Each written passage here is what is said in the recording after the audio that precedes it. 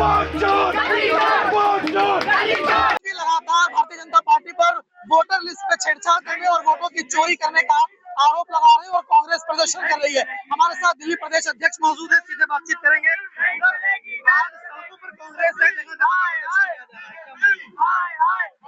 देखिए, भारतीय जनता पार्टी जब से सरकार में आई है तब से संविधान को कमजोर करने का काम कर रही है। चाहे वो दलितों के हकों की चोरी करने की बात हो, चाहे संवैधानिक एजेंसीज का मिसयूज की बात हो, और हाल फिलहाल में एक बहुत बड़ा मुद्दा माननीय राहुल गांधी जी ने 2 दिन पहले प्रेस कॉन्फ्रेंस करके दिखाया कि जिस संविधान ने हर व्यक्ति को एक वोट देने का अधिकार दिया है, उस अधिकार की भी चोरी की जा रही है।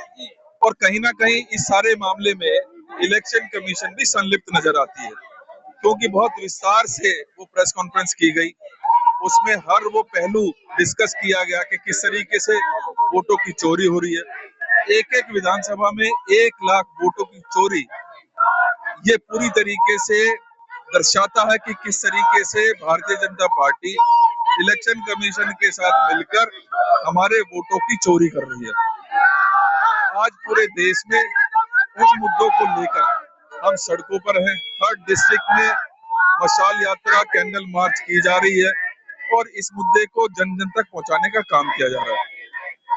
कई अहम राज्यों में चुनाव नजदीक है, ऐसे में जो चीजें हैं वो अगर क्लियर नहीं हो पाती तो कितना नुकसान होगा? निश्चित ही, देखिए, हम तो पहले ही कह रहे हैं और पूरी तरीके से खोलकर माननीय राहुल गांधी जी ने दिखाया है। एक विधानसभा में 1 लाख वोटों की चोरी। हम लगातार ये मांग कर रहे हैं कि इलेक्शन कमीशन हमें डेटा प्रोवाइड करे ताकि हम उसको ऑथेंटिकेट करके आपके सामने रख सकें। इलेक्शन कमीशन अपनी जिम्मेदारी से भागता हुआ उल्टा राहुल गांधी जी से कहता है कि आप एफिडेविट दीजिए और उसके बाद आप ये बात रखिए। हम ये कहना चाहते हैं, जब इतने खोल के पूरे विश्व के सामने, पूरे देश के सामने माननीय राहुल गांधी जी ने हर वो चोरी पकड़ी है, चाहे वो एक ही घर में 150 वोटर्स हो, चाहे छोटी फोटो लगाकर लोगों की पहचान छुपाने की बात हो, या 0 मकान नंबर होना हो, या एक ही व्यक्ति की अलग अलग जगह पर वोट होने की बात हो, वो सारे मुद्दे सामने रखे गए। लेकिन कहीं ना कहीं भारतीय जनता पार्टी उससे पूरी